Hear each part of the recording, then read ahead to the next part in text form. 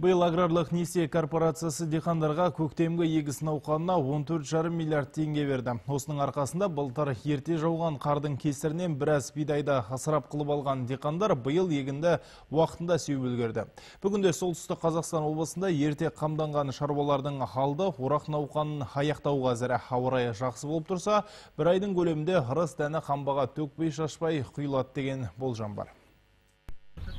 Юрий Перепечин широкая шаруа қожалығының басшысы. Жері шағын, бар болғаны 500 гектар алқапқа егін салады. Былтыр қыс ерте түсіп, жұмыстың қиюын кетіріп еді. Бірақ мемлекет тарапынан қолдау тауып, шаруасын шатқа аяқтатқан жоқ.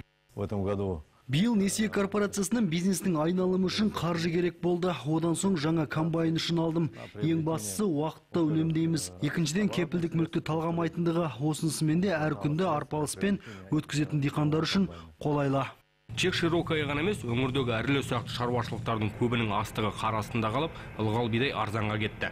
Мемлекеттің қолдауын шаруалар осындай бастарына күн туғанда көрді. Тек солтүстік Қазақстан облысы бойынша ғана биыл диқандарға 6 миллиард 700 миллион теңге жеңілдетілген несие берілді.